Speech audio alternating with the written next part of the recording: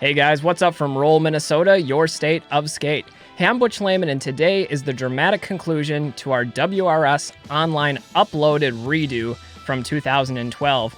So we've got the bracket down to the final 8 skaters, and today we're going to be ranking the top 8 and seeing where they come out in this bracket re-simulation. We're down to David Sizemore, Franky Morales, Montre Livingston, and Julien Kudo making up the top half of the bracket. And then down on the bottom half, we've got Brian Aragon, Jeph Howard, Demetrios George, and Nils Jansons. So let's rack them up and get ready for some head-to-head skating, the likes of which you have never seen. Let's do it. All right, it's been a while since we've watched through these, so we'll get a refresher with David Sizemore. And man, is this section amazing. No matter how many times I see that, I still don't understand how that's possible.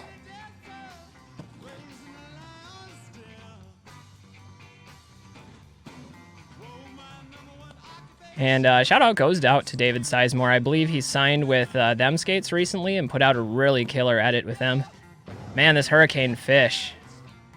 I think the 360 out is the most impressive piece of this to me. Like, every part of that trick is just unreal. He gets in the fakie 7. Really stylish 540 there.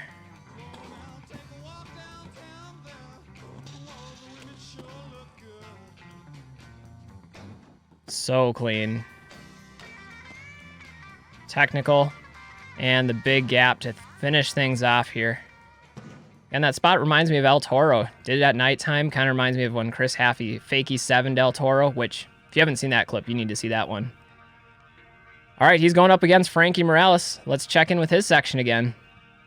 The always stylish Franky Morales coming in. Really colorful spot to skate to begin with. Throwing in some negative grinds. I mean, that's not something that I would typically associate with Franky Morales. When I think of him, I think more of like really steezy spin tricks, especially out of his grinds. But he's very versatile. Here comes the backslide to drop. Good use of slow motion on here. And here's the fish. 3 out is not an easy spin to do on a fish brain either. Going in 0 spin on that one. And this is my favorite trick in his edit, I think, is this alley-oop fish with the cross grab. He's almost sitting on the ledge. There's that stylish Franky Morales 540 going into the bank. Some more 0 spin action. And actually, I lied. This is my favorite trick in this section, is the drop down topsoul to hop topsoul. And that looks like it's a roller coaster ride. Excellent section. All right, guys, when it comes to these two parts, I think they're both phenomenal. Franky is a really stylish skater. He's amazing. He's now running a company, so shout out to Franky for that. This section, though, I got to take David Sizemore. He's going to be moving on to the next round, and actually for the remaining rounds, we're actually just going to rank the skaters rather than going head-to-head on each one. But David Sizemore's edit just had everything that you would want to see from a good edit. Definitely amazing skating from both of them. All right, next up we got Montre and Julien Kudo. Another tough head-to-head matchup. So as I'm thinking about these two going head-to-head as the 4 seed and the 5 seed in the bracket, what comes to my mind now is just how much both of these individuals have done for the sport. We've got Julien that's out there doing shows. He's done Nitro Circus. He's done the Nitro World Games, the FI series. Montre's competing in everything. He's helping out with Blade Camp. They're just both really good ambassadors for the sport, and that's probably what I respect the most about these two individuals. And this switch-up is one of my favorites in this whole part from Montre. Just has the ability to hold it forever. Nice alley-oop Macchio. I think Montre recently had his Macchio grind challenge competition. And that's what I'm talking about from Montre right there, is his signature spins. He is a 540, fakie 540, and bio 540 master. And this trick too, this 0 spin illusion fish brain on the wall rail. That's the kind of stuff I want to see. I love it. All right, now we'll take ourselves geographically to the other side of the world to watch Julien Kudo do his thing, and he does it like nobody else, I gotta tell you. He's got the crazy flip tricks, spin tricks, rail technicality. I mean, he's just an incredibly versatile skater. So the Hurricane Topsail. That's a trick I could watch all day. Speaking of watching, we got all these people that are watching him skate.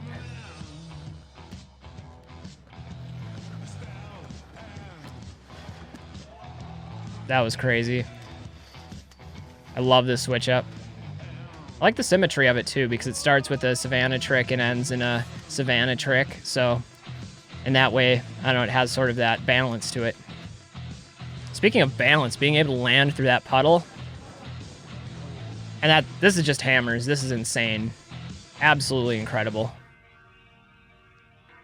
Man, there are some killer sections. I can't believe people were going this hard in 2012 and are still around the industry today. Like pretty much all of our finalists are.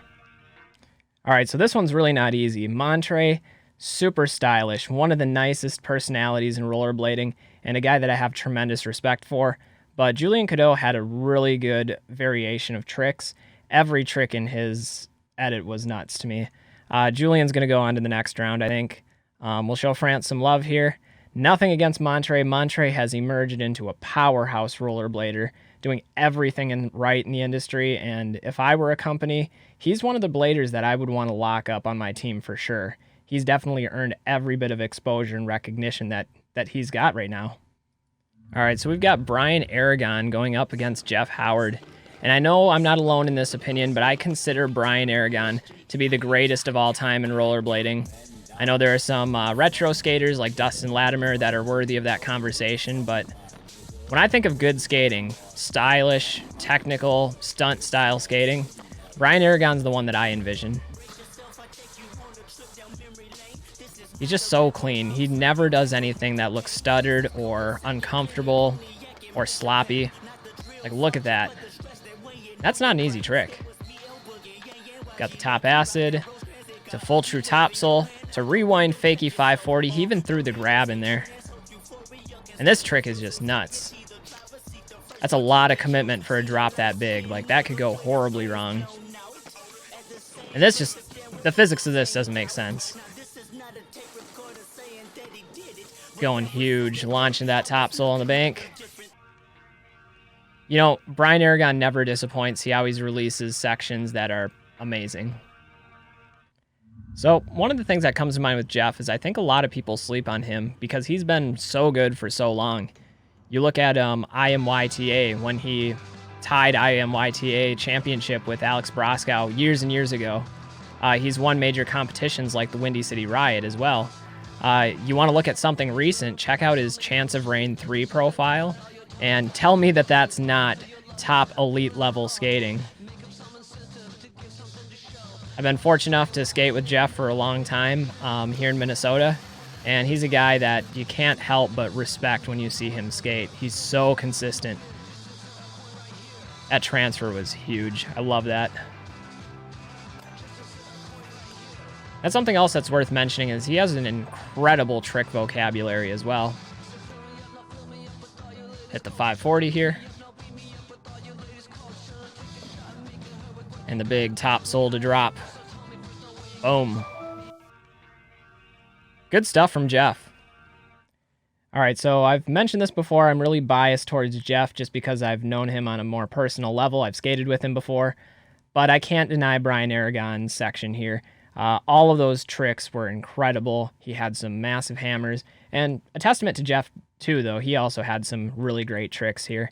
That's why these are the semifinals and why it's getting difficult here. But I'm going to have to take Brian Aragon here. Again, he's amazing. They're both amazing. Great parts, both of you. Brian Aragon, you're going on to the next round. Next up, we got Demetrios George and Nils Jansons. So one of the things about Demetrios is he can jump higher than anybody else in the world. At least I'm convinced of that. He should enter an Olympic high jump competition. He's another guy that I think goes under the radar sometimes and gets slept on. Yeah, he's been a pro for a long time. He's released some amazing skates with USD back in the day. But he has the skill set just all around. And it's hard to deny. This wall ride to Royale was sick. This trick makes no sense to me. The in-spin 270 back slide, back slide to true soul.